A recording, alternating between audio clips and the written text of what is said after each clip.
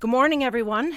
Welcome, and we are here to talk about raising the rates for OW and ODSP, but I want to begin by thanking the members of CUPE for standing up today and always for the well-being of all people, and in this case, the survival of those continuously kicked to the curb by governments that know full well they have legislated poverty through their policies. Now, I want to also specifically welcome Fred Hahn, President of CUPE Ontario, and Ron Anicich, ODSP ActionCoalition, and Daffodil Davis, North York Harvest Food Bank.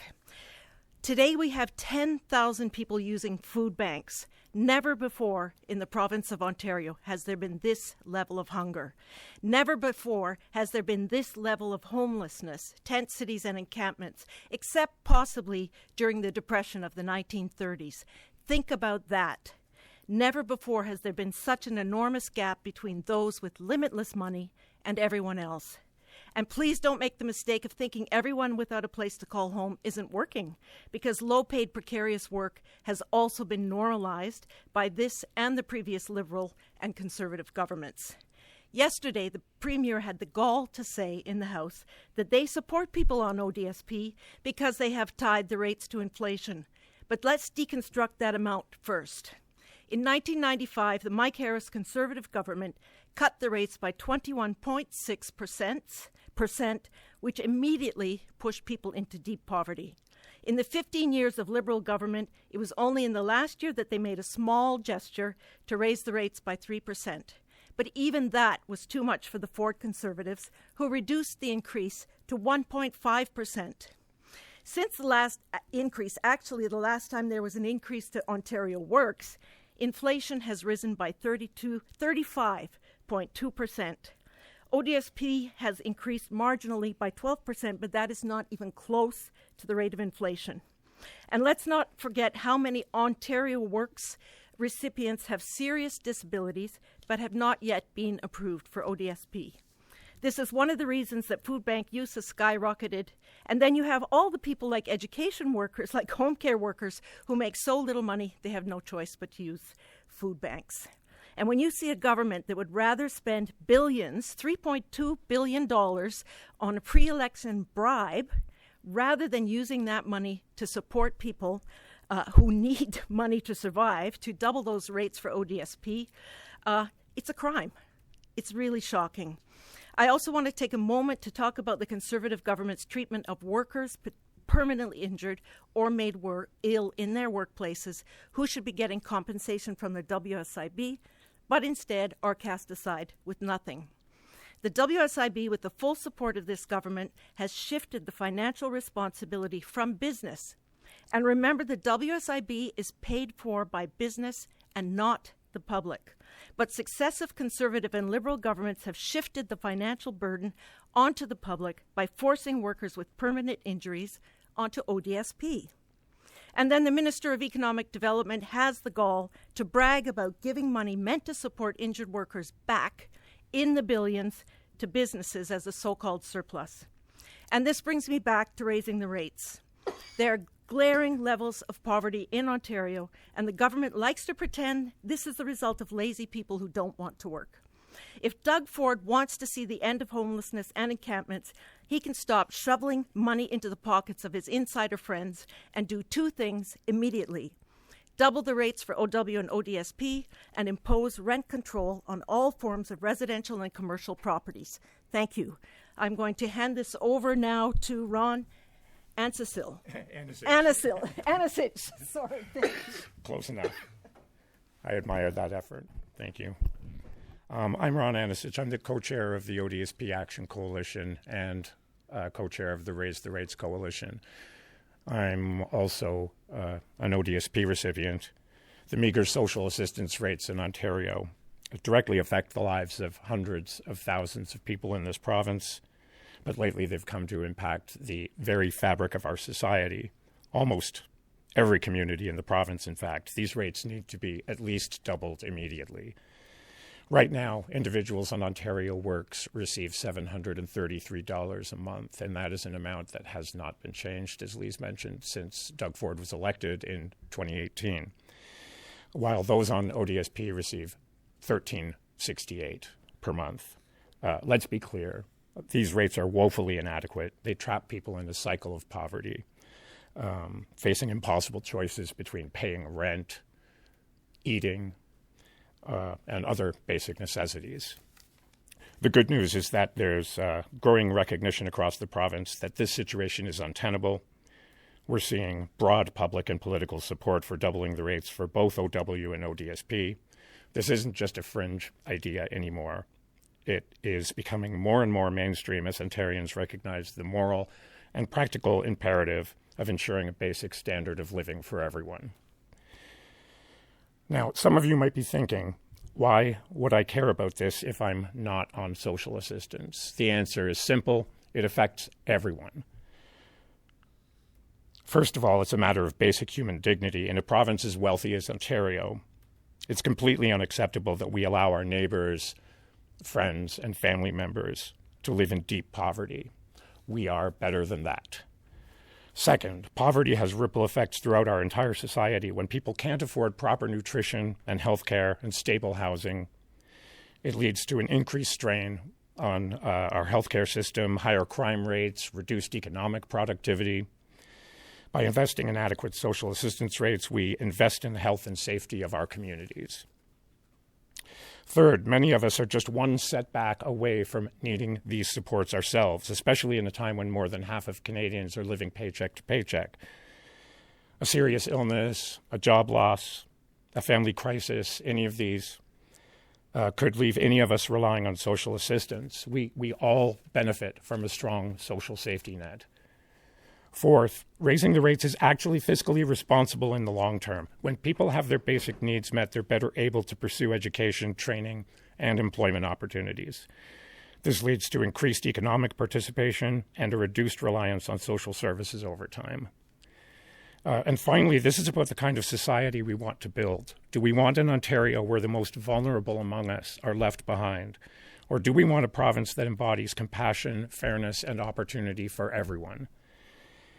We need immediate action to address this crisis. At least doubling OW and ODSP is not just the right thing to do, it's the smart thing to do for the future of our province. I call on our provincial government to act now. To my fellow Ontarians, I ask you to join us in this fight. Contact your MPPs, speak out in your communities, and support organizations that are working on this cause. Together we can build an Ontario where no one is left behind in poverty. And to my fellow recipients, I'm going to ask you to not give up.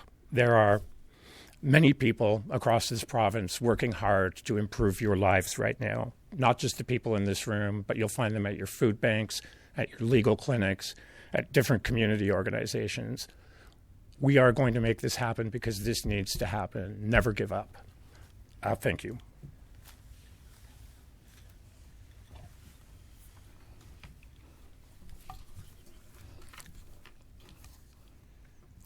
Good morning, ladies and gentlemen. My name is Aloma Daffodil Davis. I have been a frontline worker at North York Harvest Food Bank for the last 14 years.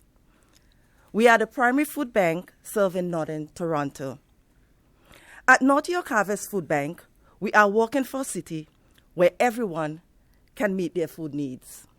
But with food bank visit double what they were in just a few years ago, that mission is getting farther and farther away from us. Unfortunately, we just set a record for the highest number of visits ever in November last year. Then we broke that record again in May. Then we broke it again in July. A record-breaking day is just another day at the food bank now. Things are getting worse for the community we serve, not better. That's why North York Harvest Food Bank joined Rise the Rate Coalition in demanding that ODSP, Ontario Works, rate need to be doubled, and I say double immediately. From my personal family experience with ODSP and Ontario Works, and my professional experience at North York Harvest, I will be the first to say, food bank cannot fill the gap that is left by a broken social assistance system. Imagine living on $735 a month and your rent is twice that much. How does the government expect someone to be able to pay their rent, buy food, and afford medication? How? Imagine living. How is it possible that a country like Canada has so many people going hungry every day? I tell you how. The Ontario government is legislating people into poverty. Yes, I said it. The government is legislating people into poverty. Every day, hundreds of people walk through our doors at the food bank because they simply cannot afford to pay rent, let alone eat on social assistance rate. Every day, social assistance case workers, and this is a fact, will send their recipients to the food bank. And you're wondering why? Because they know no one can afford to eat on ODSP and on Ontario work and maintain their daily living. There are days at the food bank when I became exhausted, but nothing compared to what the hundreds of people coming through our doors are dealing with. I have lost members and clients of the food bank to suicide, to cancer, to preventable illness. Poverty is killing our community. There are days at the food bank when I wonder, how can we keep going on like this? And the truth is, we cannot.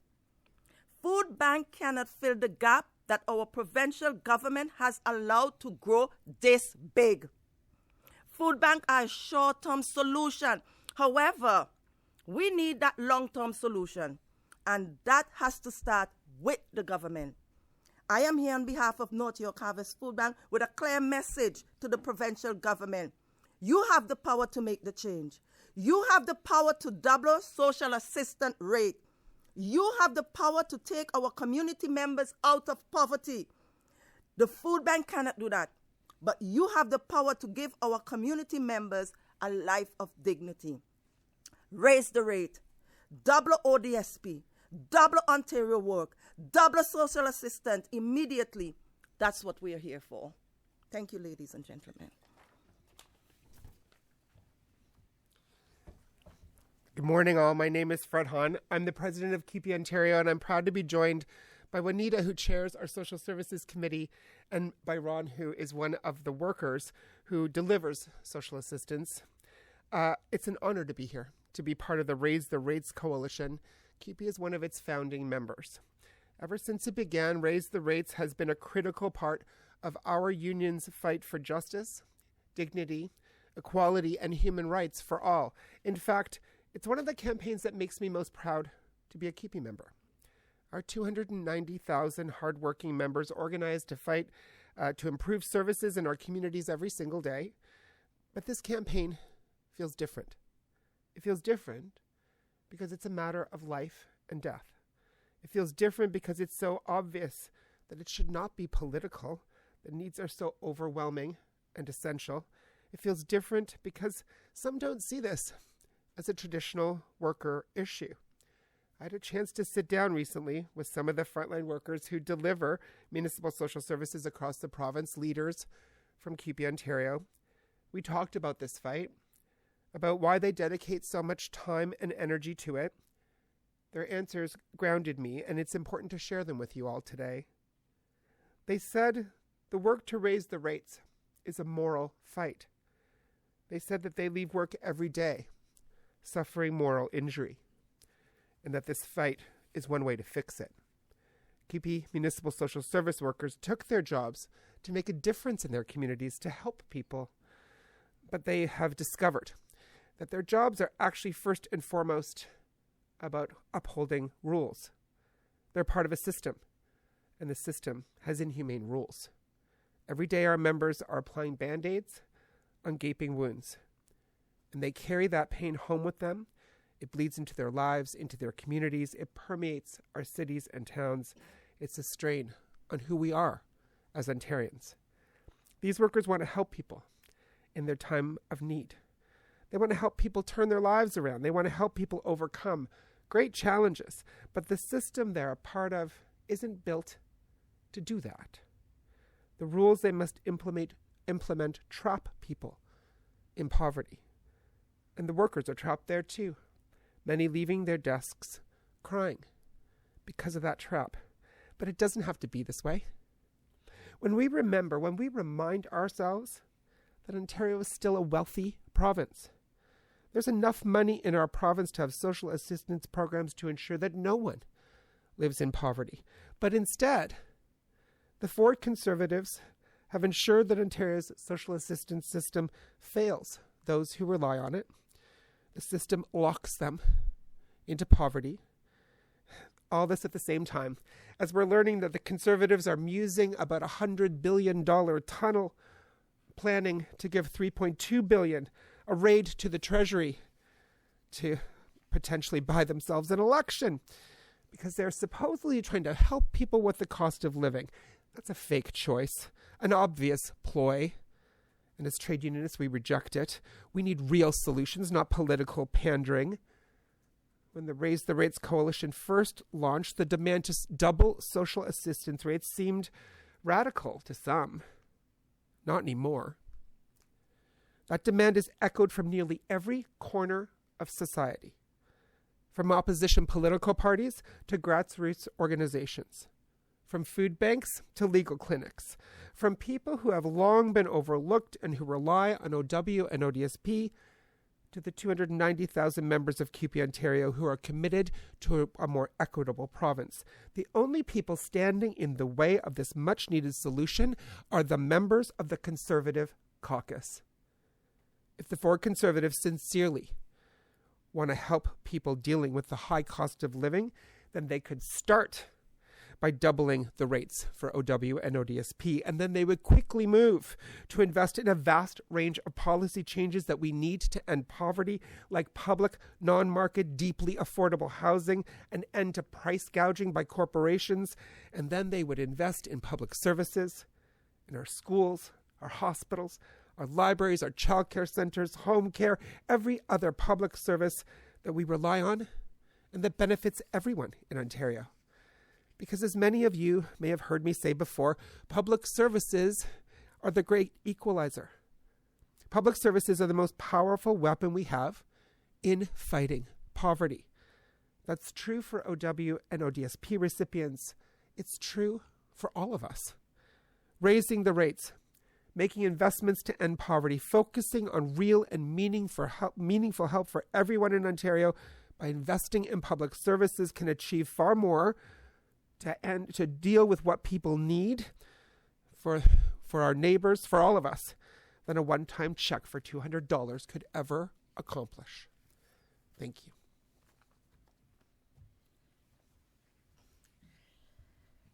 Thank you, everyone, for those very powerful words. We can take questions now. Ron, what do you make of the Premier Ford's recent talking point? He's been saying that if you can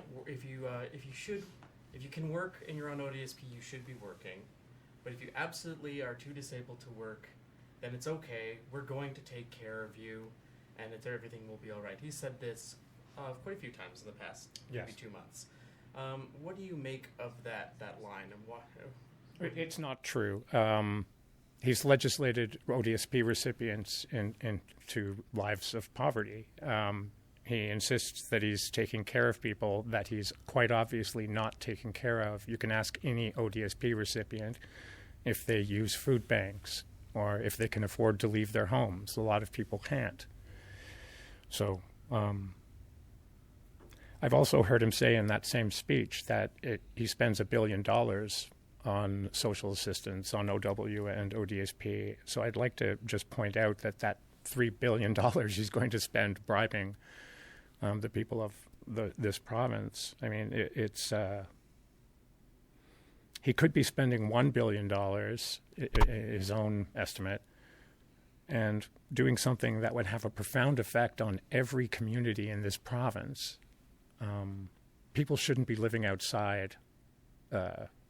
People shouldn't be living outside just because they're social assistance recipients. That's not what a social safety net is all about. I hope I've answered your question. So, I guess, like Fred said that this feels different, but from where I'm sitting, it really doesn't. Like, this is the same criticisms that have been brought against the ODSP rates for over a year, and the PCs are very clearly impervious to this criticism. They don't.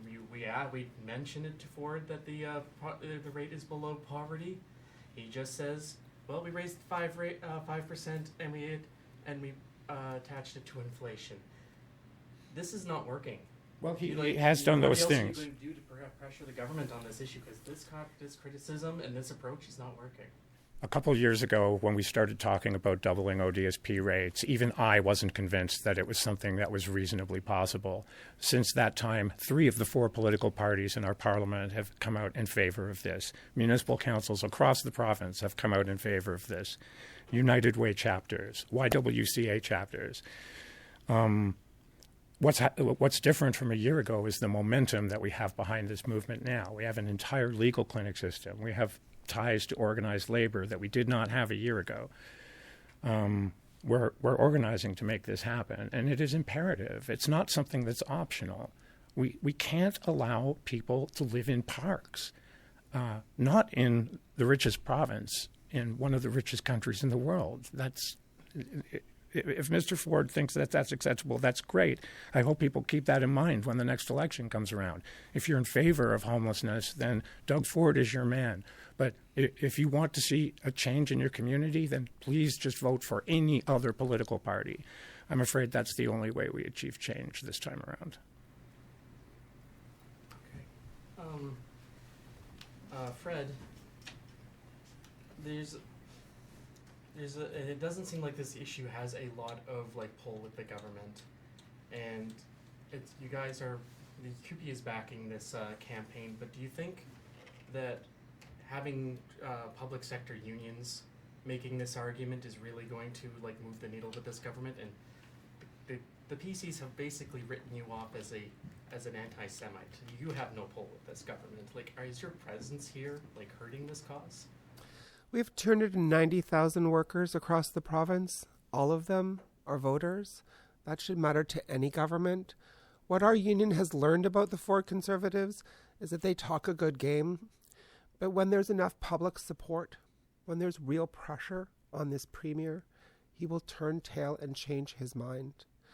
And that's possible here because there's money that could be used to actually help improve people's lives, to actually help to move the needle to end poverty in our communities.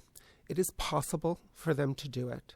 Whether or not they do is up to them, and they will have to be held to account by the people of the province of Ontario. I really wish someone could describe how you're going to do that pressure. Is it really good that we're just going to have to see what happens at the next election? Because you say there's momentum, but there's I'm the only one here. There's no sense that this issue has momentum.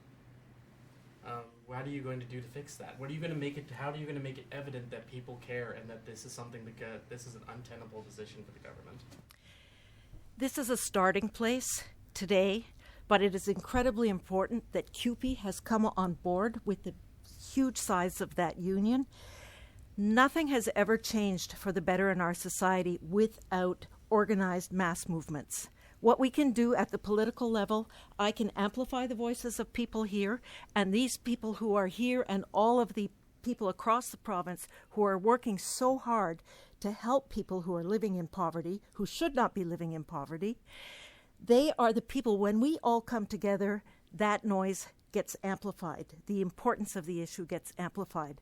So we're also dependent on you as a member of the media to make sure that that message gets out, and we are not going to stop. Today is just the beginning. I think it's good. We got to go to question period. Me too. Oh, yeah, me Okay. too, probably. Yeah. Thank you very much, everyone. Okay. Thank you.